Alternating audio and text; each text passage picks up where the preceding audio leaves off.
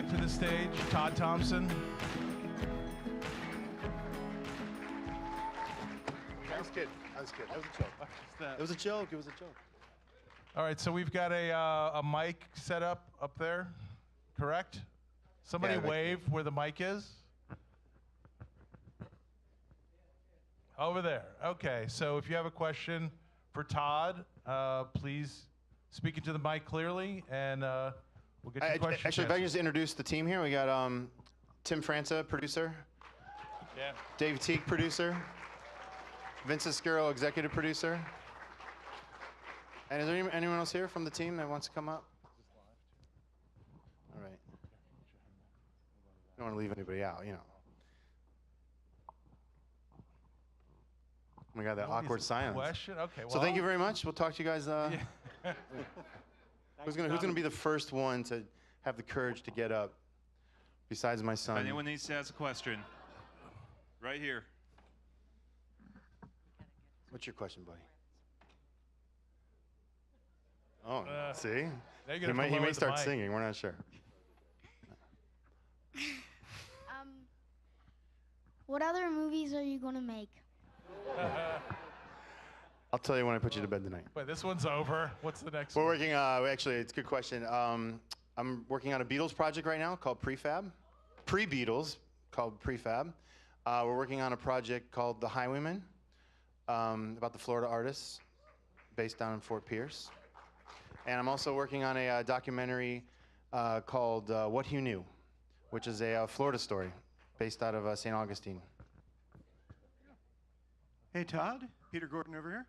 Peter Gordon, how are you? I'm doing great. I am so thrilled. First, I want to congratulate you and everybody who worked on the movie for such a thrilling documentary about a topic that was just great. Thank you. Could you tell us a little bit more about the time frame when you came on the project, how the project developed? I'm also curious how long it took you to do all the shooting and the post. And I also would like to know, since nobody's behind me, what are the distribution plans after the Florida Film Festival? You going into theaters? What the plans are? Well, actually, let me pass the mic over to Dave Teague and Tim Franta, who actually were the origin of the story, and then we can get into all the other questions. You have to repeat them too, because there were a lot of them there. I know. But let me start with Dave and Tim. Hi. So it was a rather interesting and kind of it was one of those bad things that turned into a good thing. Todd and I were working on another film, and Florida killed the film tax credit, and that project died. And he said, I need another project. And a few days before that, Dave had told me, I kind of knew some of it, but not all of it, about the Nichelle Nichols story. So I introduced Dave to Todd, and that's how the story came to be made. I hate to say it because the film tax credit died, but that's sort of how it started. Had a good ending, though. Yeah, one of the things Tim and I had been discussing, the genesis of the idea was doing kind of a science center sort of exhibit project that would tie together NASA and what was at that time the upcoming Star Trek 50th anniversary in 2016. So yeah, that's about how long we've been working on it. That would do both science fiction and science fact, but also the cultural impact. And I had grown up on the Space Coast area, both Tim and I did, and had been involved in Star Trek when I was in high school and junior high school. And I sort of knew a bit about the story, but when we started digging into it, and the more we peeled it back and learned how much Nichelle did, how significant her role was, how hard she worked at it in 1977, and all of the things that led up to it, it was finding the story, trying to turn it into a story treatment, and then spending 4 years turning it into a film. Part two of the question. What was it? Well, you told us all how long it took, and boy, thank you for staying with it.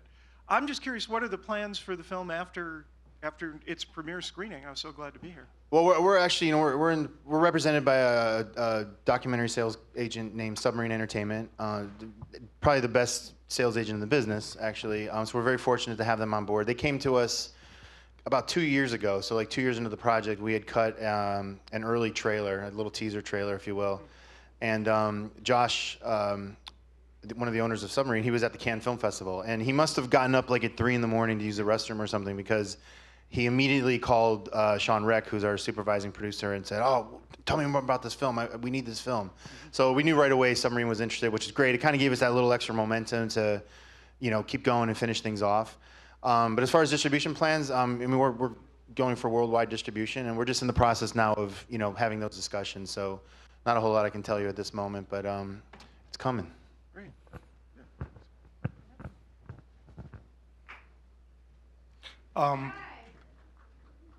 My question wasn't in general, like when you started this film, what did you hope to deliver, right? What did you hope for me to take away from it as as a member of That's a good question.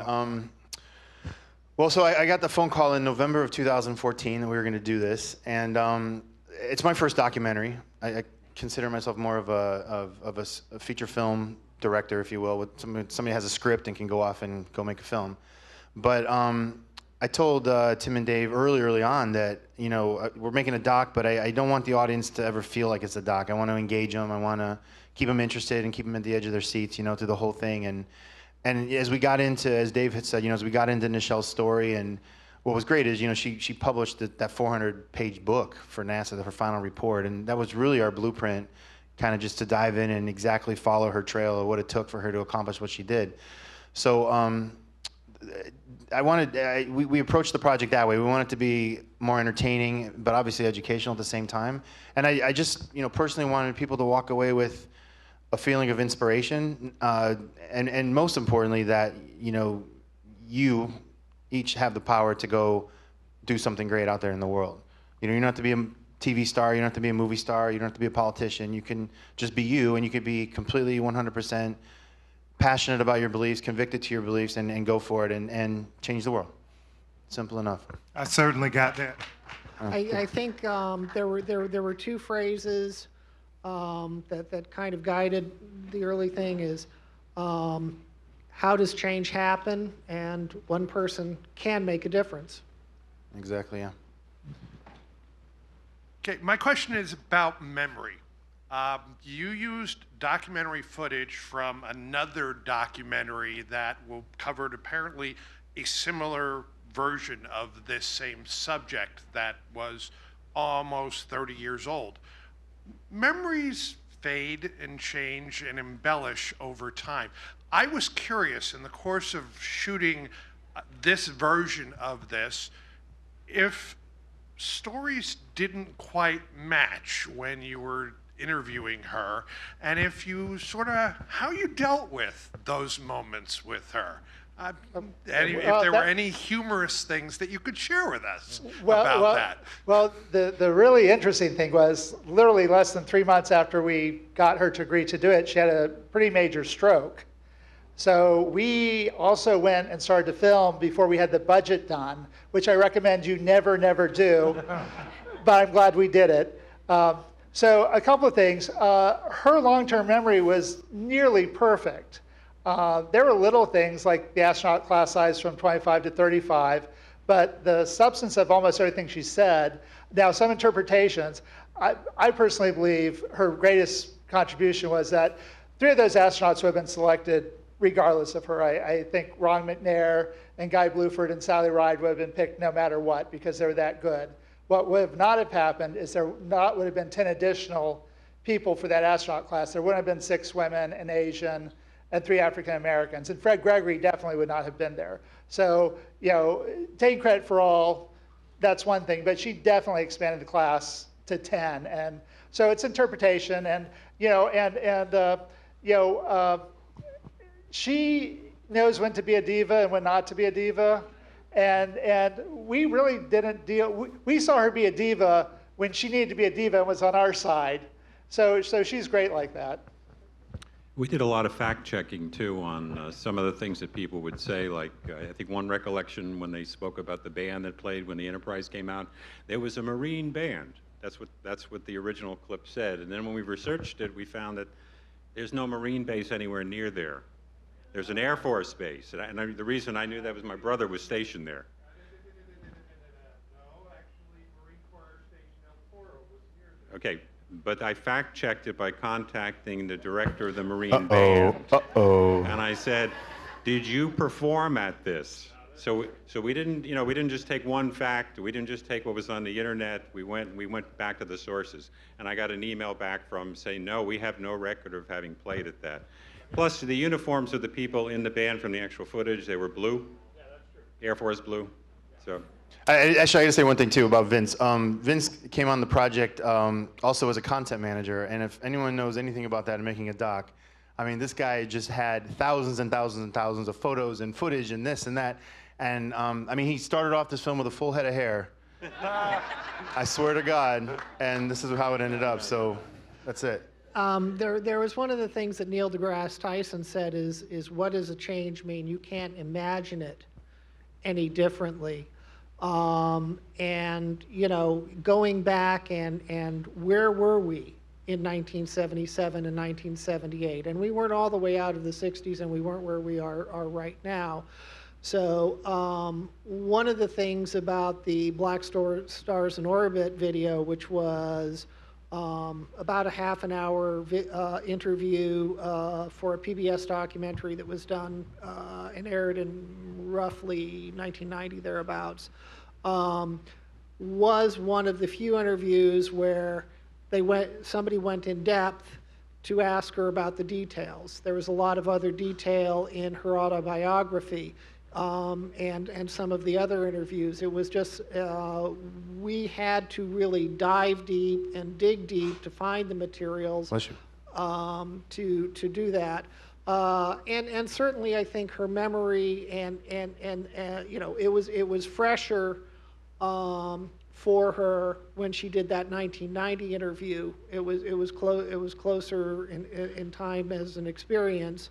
But the meaning, the impact, the broad flow didn't really change. Right, so first of all, thank you so much for this film. I'm glad I was seated way in the back and so no one could see me ugly crying during some of the scenes. Two of my favorite anecdotes were actually about Martin Luther King being a fan and President Obama being a fanboy. And I'm just curious about your experience of getting to meet with her, interviewing her, getting to see her sing. Is she as luminescent as she seems on film, and what was that like? Oh, she's absolutely incredible. I have to tell you, life-changing when you meet her. She is just an open soul and positivity, and she can judge people very quickly too, but her intent is very, very pure, which goes a long way. And she's very talented and very smart. I mean, one of the things we learned about her, she wrote that 400-page report. I mean, an actress in 1977 wrote a 400-page NASA report. That says something about her. And that executive summary, which you can pull online from our website, the last paragraph is poetic. So, she's just incredible.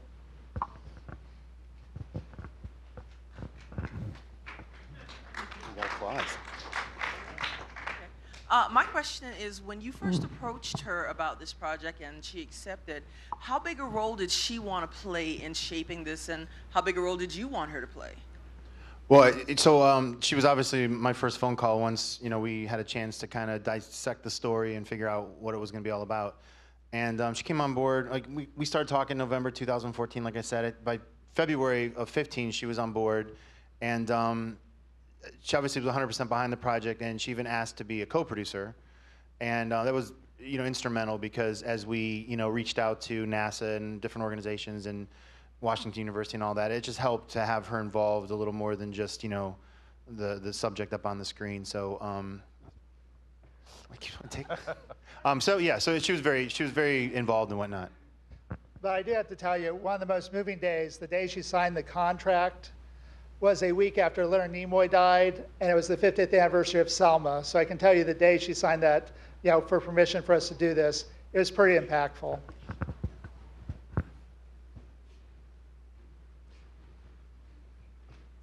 Todd, I wanted to ask you, were there interviews that you wanted to do that you couldn't get? Did you reach out to Shatner, for instance? Maybe a couple times. No comment. We talked to his publicist, Cherry, quite a bit. Really? Yeah. How about others? Yeah, there were. I mean, we obviously wanted to talk to Bill, but in all honesty, like, the film turned out exactly the way it was supposed to. This wasn't a Bill Shatner story, and I mean, we wanted to really talk to him about the story behind the kiss because he had a little bit to do with, how it turned out, the way they filmed it and whatnot. And so, we thought it'd be nice to get his perspective on that. We really, we wanted to talk to Whoopi, we wanted to talk to Mae Jemison, and just schedules didn't work out, but we found ways to work them into the story because they're both very, close to Nichelle and very important part of her life. So I think those were the major ones, really. I mean, I guess. Oh, yeah, and President Obama. Oh, yeah. President Obama. That's the one that got away. Yeah, Obama. But we got his, got his little picture in there. That was nice, right? Yeah, but it turned out exactly the way it was meant to, and I, as a director, I couldn't be happier, really. Yeah.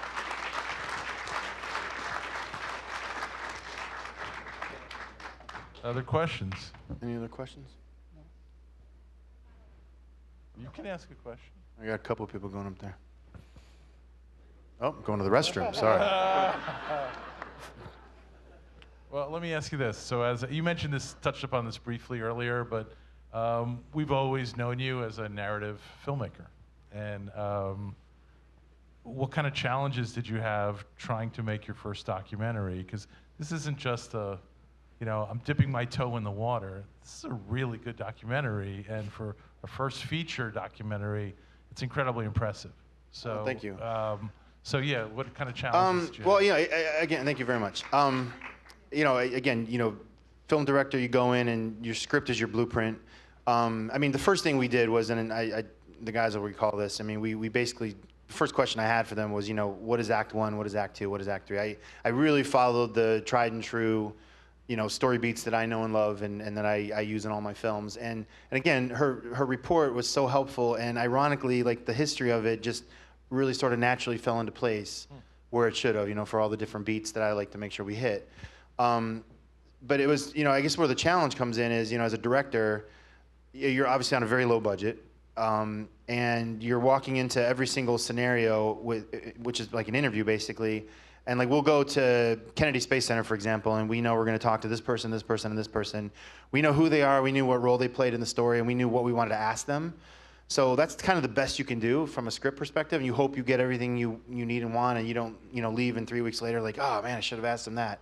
So we were pretty thorough as far as that goes, and I have to credit Tim and Dave and my writing team. Joe Millen's in the other theater right now at the moment, but he's incredibly detailed and goes really, really deep dive into every single person we're talking to. I mean, overkill deep dive. And so that, so I felt pretty comfortable we were getting what we needed from the question perspective. You never really know until you get into the edit bay, obviously. But then the other challenge is, when you're in these locations, you want to shoot coverage, you want to shoot B-roll, because, you can't have people just talking on screen the whole time. Sure. So I had to kind of go in and say, well, I think I want this, and I think I want that, and we want to get a cool shot of that. So that was, I guess, the biggest challenge. But ironically, a lot of that stuff didn't even end up in the film. The voices drove the story so well. And I loved, and I have to give credit to the editor, Andy Painter, for this. His decision to take, 1989 Nichelle and 1991 Nichelle and present day Nichelle, and just have her tell her own story from different, phases in her life. I thought that was really cool. And I really, the first thing I said to him, I'm like, wow, this is a great way to do this. Thanks. Other questions? Yes, thank you. It's a wonderful film. I really enjoyed it. In the film, you get a sense of her relationship with Gene Roddenberry, and they seem like they were very simpatico, and she went from that musical theater experience to Star Trek, which was probably very impactful and influential. Did she ever mention or talk about him or have any stories about what his role was like in her development and her perspective as it carried through to the NASA time? Yeah, I'm going to turn it over to the guys for this, but all I can say is, and I think you probably picked it up in the film, but it seems like in her life, she had these mentor figures that kind of came in at the right time. So her dad obviously was a big mentor for her. Duke Ellington was a big mentor for her. Then MLK obviously came into her life at the right time. And then when she met Gene, it all sort of came around full circle. And then when NASA comes in, she's able to apply everything she learned along the way to make that happen. So I just found that very kind of poetic in a way for her, the way her life unfolded. Yeah, and she gets into fairly deep detail about her relationship with Jean, which went beyond professional in her autobiography, and that, one of the things we didn't want to do was make a movie about Star Trek, about NASA, about the shuttle. It was really, it is focusing on one person's journey and how she became the person she became and the people that helped her along the way and the lessons that she learned, and then how she built on that and took it to a whole nother level. And by doing that, she then enables the Fred Gregorys and the Charlie Boldens and the Judy Resnicks, and helps open up the space for that.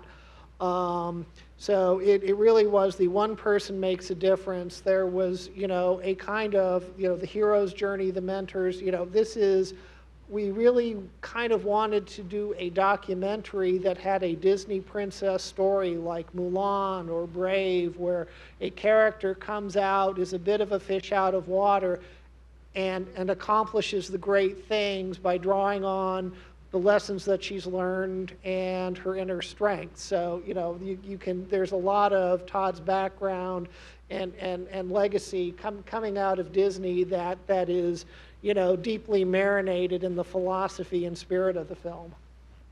And the other thing about Jean, it was amazing about the men she had who were friends with her, because they were all intellectually challenging and they were challenged by her. So, Werner von Braun appointed her to the National Space Society. She engaged directly with, Jesco von Puttkamer, these brilliant men, and it was amazing. And Duke Ellington is an absolute genius. So it was really interesting that they all treated her, they all thought she was beautiful, but they treated her as an intellectual equal. Some of the things we heard, it was just amazing that she could deal with von Braun and Puttkamer and Duke Ellington. She's just amazing. Thank you. We have time for another question or two. So in 2014, you hear Nichelle Nichols, which maybe you'd heard her about or would recognize the name if you're a big Star Trek fan, but of a generation where maybe you wouldn't. And then it's like, okay, and she was involved with NASA, which would have been a big surprise to a lot of people, certainly to me. And I was old enough to have seen her on television when it was first run. But then you're given this report, which is your roadmap and everything. But surely along the way there were some curveballs thrown. What were some of the surprises that changed the way you looked at it, or just really impressed you? Please stand by. Well, we gotta have a conference here. It was getting into the detail. I think one of the things is when she talks about in one of the interviews about going to a college, and the professors were challenging her and saying NASA's using her. Well, I'm in the technology transfer office at Florida A&M University, and I'm really damn sure that those were my faculty members back in the 70s that were giving her all this crap, because it was a very, very political college back then. The challenges were, it would have been nice to have more money. It would have been great to have a time machine. Would have loved to have started it 10 years earlier, because there were people that passed. There were people who just were no longer comfortable going on, who are still with us, who are no longer as comfortable coming on camera. So it was just a lot of spade work and digging and asking and cajoling to get the information, to get the archival footage, to get people to come on camera. And we had a lot of assistance from other folks in that who believed in the story and wanted to help us out. But the 70s, Tim will tell you, the 70s is a really hard time to try to 77 and document. 78 are terrible times because of the conversion from videotape. About the challenges for Nichelle and her journey, she's very positive and would not tell some of the negative stories. And we knew she had confrontations, but she outwitted the military, which you see in the film. And if she won, she never said a bad thing about those people. There were people at NASA who said, we select astronauts, not you. And, but she would never repeat a story like that because she won. So there were a lot that we had trouble documenting because she would not say, because she won. And that's just the way it is. But we were surprised at the number of African Americans who did not believe NASA. I mean, it was really quite interesting. As a matter of fact, the NASA administrator, waited 2 years because he didn't believe NASA. Yeah, just to talk about another challenge was the Good Morning America footage from 1977. I kept running into everybody at ABC News telling me it didn't exist. I must have emailed 4 or 5 different departments, and I even spoke to a friend of mine who had been a cameraman at ABC back then, and he confirmed what they said, that the tapes would be erased, because tapes were expensive back in the day. And then finally, we just got lucky. I mean, that's really the best way to describe it. I don't even remember how, but you did. Yeah. Vince called one day and said, guess what? I said, well, here's somebody I haven't contacted yet. And I emailed him, and he said, yeah, we have it in the archives. So we sent him the time, what we were looking for. So you never take no for an answer. That's the lesson tonight. Yeah. It was just a case of just not giving up. And time and again, we just kept running into that on things. We would just keep, And then there was the easy stuff, like the Jeopardy clip that you saw in the film. That was like, oh, I contacted Sony Pictures. Yeah, we got it. We'll send it to you. Toop, ba-doom, right? High definition, great footage, So. Okay, we got time for one more question. Look who it is. Oh, is that okay? No, you can go. Ladies first, buddy, always. The song at the end was like the icing on the cake. I just love that. How many people got up? I wasn't here at the end. How many people got up to walk out thinking the movie was over? So how did that come about? All these empty seats, I can see them. How did she come to sing that in the recording and the filming of it? Michael Conley, who was here earlier, he's over at the other theater. He is her publicist, and halfway through filming production, he said, "Oh, I got to send you something. We just did I think it was like a birthday surprise for her. They took her to the studio so that she could do a little recording, and I mean, the song was perfect, obviously. I mean, our movie opened up with the moon launch, and it was just a great way to end it, and we purposely left it at the end, as a nice little Easter egg, if you will. But he sent me the recording, and then on one of our many trips back to Los Angeles, we just arranged in the studio to go and actually re-record it, if you will, to get that footage, because they didn't do that at the time when they did it. But yeah, it was, I mean, it took us like 2 hours longer than we had scheduled to be in there, because she just wanted to get every little note right. And I go, well, it's okay, Nichelle, you have your earlier recording, we just need to get shots of you. No, but I need to, she was like insistent on getting the beats right, and so we actually did record that song that day. So it was interesting the way that all worked out. Are you going to release it now, so we can all get it on Yeah, we're in the process of putting the soundtrack together. I think Colin O'Malley did a great job on the score, and it's a beautiful, if you just stop and just listen to it as a standalone, it's a beautiful piece of music, and of course that'll be on the soundtrack. Okay, I think that wraps it up. Todd. Oh. I got the squeakers because my wife was at Disney Springs like 2 months ago, and this guy was walking to the parking lot, and she goes, "Where'd you get those shoes?" And so I ended up going online, and they're very, very hard to get. They're NASA Vans.